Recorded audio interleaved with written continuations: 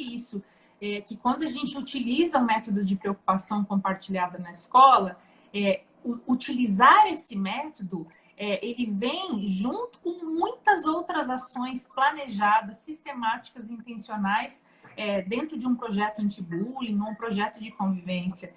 Quem utiliza essas técnicas precisa, por exemplo, ter estudado anteriormente como é que se forma, constrói uma personalidade ética, né? Quem utiliza esse método precisa anteriormente ter estudado a complexidade e as características do fenômeno bullying, não é? Então, ele vem dentro de um contexto, né, muito importante isso, de formação desses profissionais. Bem, alguns passos que fazem parte desse método. Primeiro, quando eu afirmo que eu uso na minha escola o método de preocupação compartilhada, isso pressupõe que eu tenho na instituição canais ou protocolos de detecção ou de recepção de pedidos de ajuda ou de recepção de denúncias, tá? Isso pode acontecer de diversas maneiras. Eu tenho, por exemplo, uma caixinha física mesmo, onde as pessoas podem pedir ajuda. Tem uma escola, por exemplo, que eu acompanho, que eles fizeram um QR Code com um pequeno questionário. Então, quando o aluno ele acha que tem uma situação de bullying, ou ele precisa de ajuda, ou ele quer pedir ajuda, ele só apontar o celular para esse QR Code já vem esse pequeno formulário que já chega para as pessoas responsáveis. Então, dizer que eu utilizo esse método envolve você ter um protocolo de recepção de pedidos de ajuda também, tá? Como você falou, esse não é um método que a gente utiliza só quando a gente tem certeza do bullying, mas quando a gente desconfia e a gente precisa confirmar. Então, vem aí um segundo diferencial muito importante, é uma coisa que chama muito a atenção do método de preocupação compartilhada, que eu não vou fazer intervenção nenhuma, eu não vou tomar nenhuma decisão enquanto escola, enquanto profissional, se eu não tiver um protocolo de levantamento, tá? E quando as pessoas forem olhar o livro, tem inclusive o protocolo, tem um modelo, uma ficha mesmo, de tipo um checklist de coisas que eu preciso olhar antes de fazer qualquer planejamento de intervenção. Então, quem são as pessoas que eu vou conversar? Eu vou olhar, por exemplo, se o problema está envolvendo a Darlene, então eu vou observar a Darlene no intervalo alguns dias, eu vou perguntar para os professores da Darlene como é que está a Darlene na sala de aula? Sem dizer assim, estou desconfiando que ela está sofrendo bullying. Não, como é que ela está na sala de aula? Normalmente, quando eu deixo a pergunta um pouquinho mais aberta assim, eu consigo colher mais informações, né? Já aconteceu, por exemplo, do profissional cumprir essa parte, e ele colheu muita coisa do tipo, nossa, ele tá bem, mas estou preocupado, porque os alunos ficam zoando ele na educação física, não dão passo para ele. Então, quer dizer, em 2 dias de recolhimento de informações, veio um mundo, uma chuva de coisas. Uhum. E eu anoto tudo isso, eu sistematizo essas informações. Então, esse como se a gente fosse investigar, né? Fazer um processo de coletar essas informações no sentido de entender a situação e olhar para as diferentes pessoas que convivem com esses alunos, como é que eles estão enxergando a situação.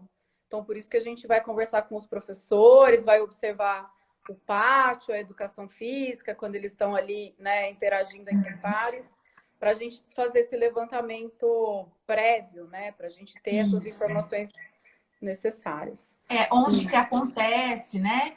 E daí, Thaís, tem uma coisa muito bacana, porque quando eu faço o recolhimento de informações, isso me permite pensar num plano de intervenção mais assertivo.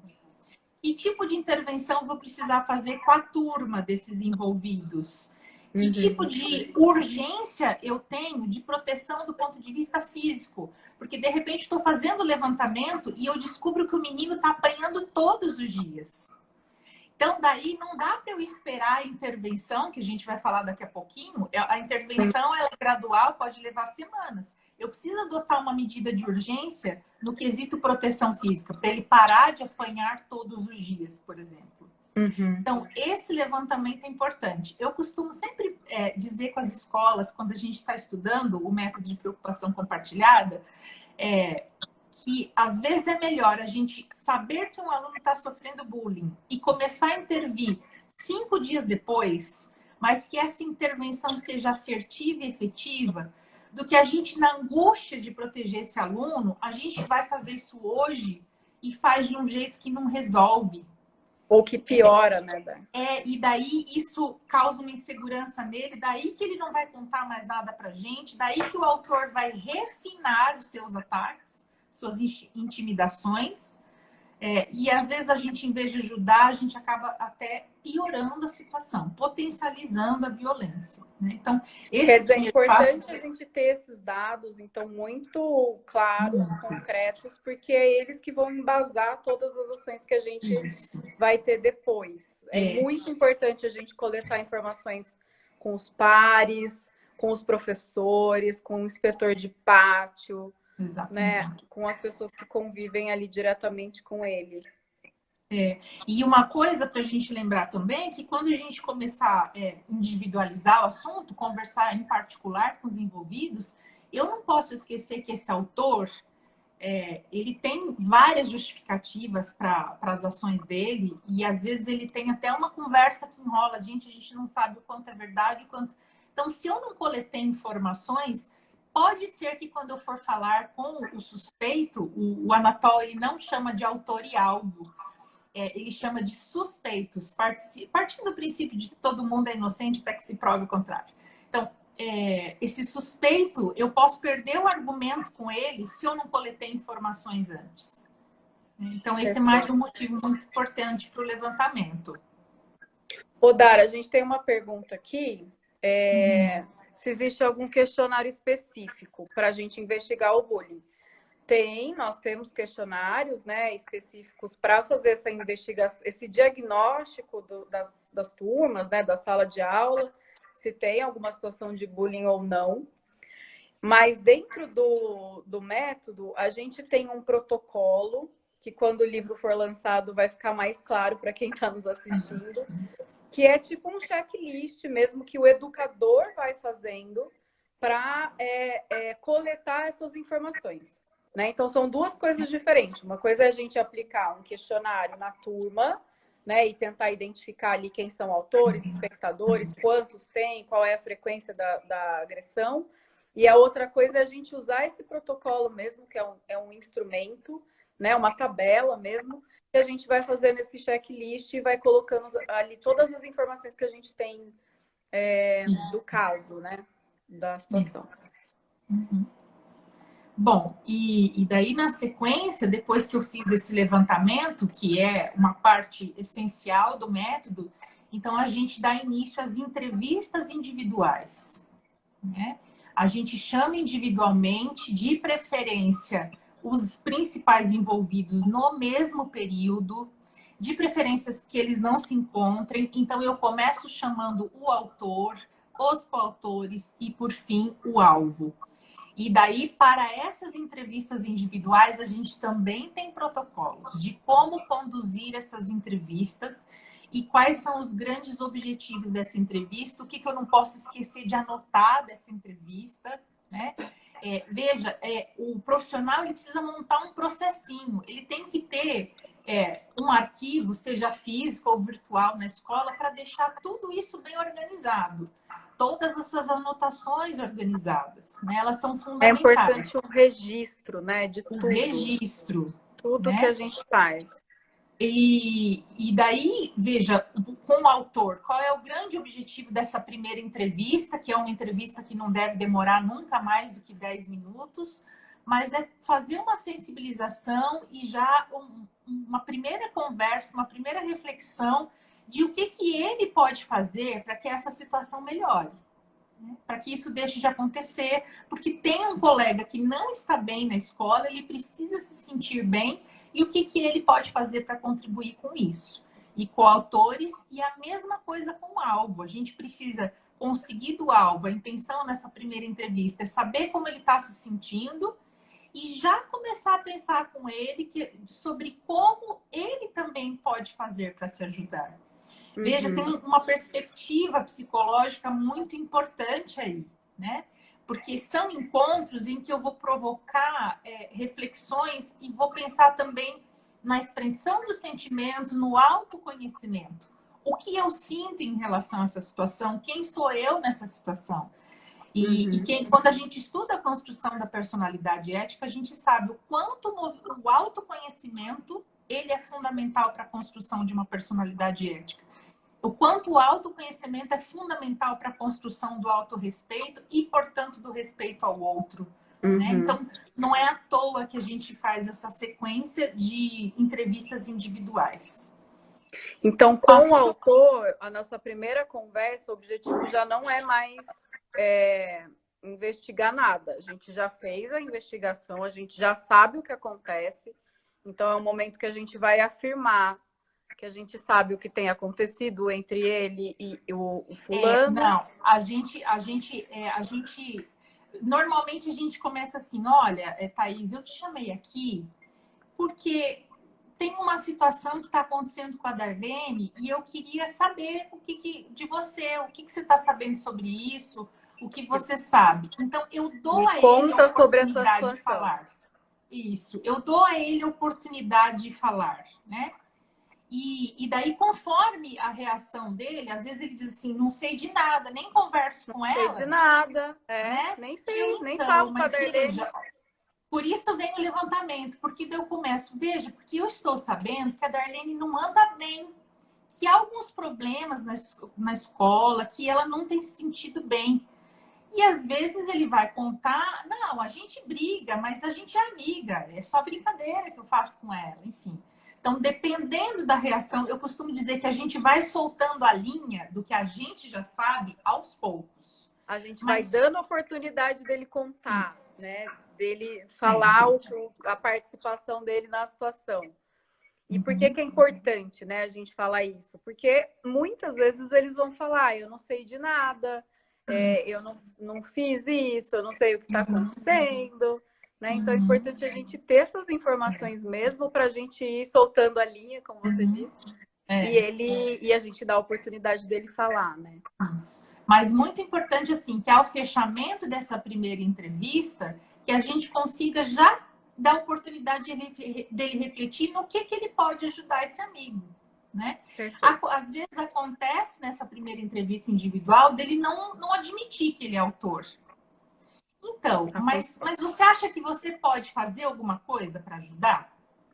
Né? E daí pensar junto com ele. Então, é uma sensibilização que ela ocorre paulatinamente. E sempre dando a oportunidade de falar, sempre estabelecendo um elo de confiança. Tanto é que no método de preocupação compartilhada, a gente nunca conversa numa sala que as pessoas passam, tem uma janela e dá para ver a gente conversando. A gente nunca conversa eu do lado da minha mesa de professor e você do outro lado. A gente conversa um de frente para o outro, como se a gente estivesse batendo papo mesmo. Então, o Anatol, ele traz todos esses cuidados, inclusive do ponto de vista físico. Que sala eu vou atender esse aluno? Não é qualquer sala, não é em qualquer lugar.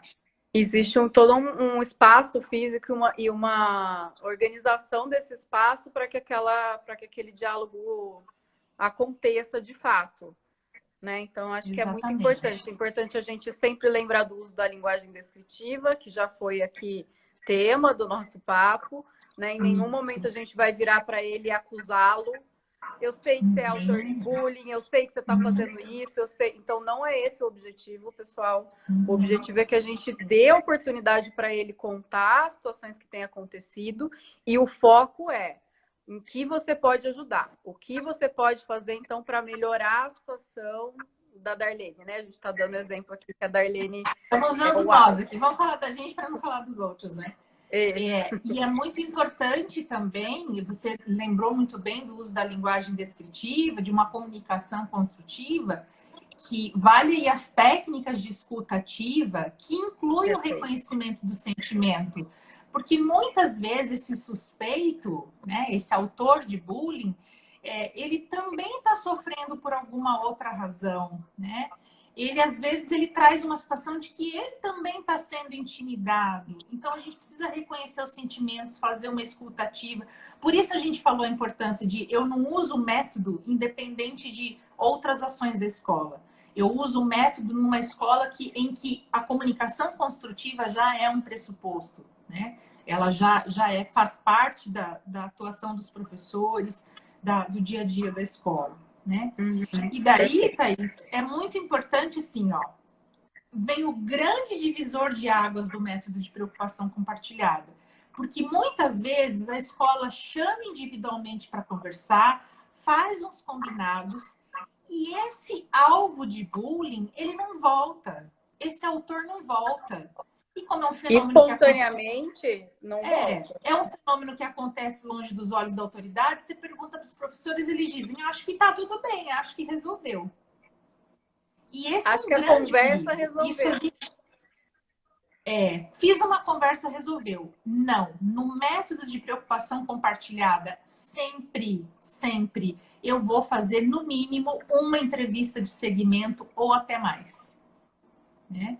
Pode ser que eu precise fazer entrevistas de segmento durante um longo tempo, com intervalos aí entre 3 dias e 1 semana no máximo. Né? E essa entrevista de segmento, para que é? É chamar os alunos, os envolvidos de novo e dizer assim, e aí, a gente conversou semana passada sobre determinada situação, eu queria saber como você está se sentindo, você tinha combinado comigo que ia ajudar ele na aula de matemática, deu certo, não deu certo? Por isso a importância dos protocolos em que a gente faz registros, né? E então eu faço as entrevistas de segmento e eu sigo com elas enquanto a gente percebe que não há sinais do problema ter sido resolvido. E olha para o alvo de bullying o quanto isso é importante. Porque ele percebe, uau, a escola está me acompanhando, a escola está me protegendo. Olha para os autores o quanto isso é importante. Veja, a escola ela está atenta com isso. Eu preciso ficar esperto. E durante essas entrevistas de segmento, então eu começo a receber informações, Thaís, que vão nos ajudar a pensar o que eu faço com o resto da sala. Perfeito. Porque a gente está falando aqui de autor, que a gente tem que atuar com ele, separado do alvo, mas a gente também tem um terceiro personagem, né, nas situações de bullying, que são os espectadores, que é justamente aquilo que você falou do público, né, que muitas vezes está ali apoiando e que incentiva, né, a situação. Então, acho que é importante a gente falar um pouquinho do espectador, né, o quanto é importante esse trabalho com ele também, além de autor e alvo. Eu acho que um exemplo que a gente tem aí, que a gente viveu, conforme você acompanha o problema dos autores dos alvos, teve uma situação numa escola em que a gente viu que tinha um outro problema muito grande que estava correlacionado, que era o racismo. Então, veja, com aquela turma específica, os professores, não necessariamente o profissional que está aplicando o método, eles foram fazer um trabalho de discussão, de reflexão, um trabalho intencional contra o racismo, que tinha uma correlação com aquela situação de bullying. E assim sucessivamente, né? Eu posso ter um problema relacionado ao preconceito. Então, eu vou fazer um trabalho na sala que amplia as discussões, né? Que ele ajuda na prevenção ou ajuda a parar com o problema. Então, esse trabalho, as entrevistas individuais, elas também nos dão indícios do que eu preciso fazer com a turma. Enquanto isso, também, eu posso começar a fazer o protocolo da família. Eu vou chamar a família e vou contar o que foi que a gente já fez nessas entrevistas individuais e de segmento. O que a família tem sentido em casa? O que a família pensa que pode ajudar? Então, a família também vai participar de um protocolo de autoavaliação para pensar qual é o papel deles nesse processo. Então, a família dos envolvidos participam desse processo, Os espectadores participam desse processo no sentido de a gente nunca vai expor a situação específica, não vamos falar da Arlene está sendo, né, alvo de bullying da Thaís. Em nenhum momento a nossa intervenção é nesse sentido, mas muitas vezes as situações de bullying elas estão relacionadas com alguma forma de preconceito.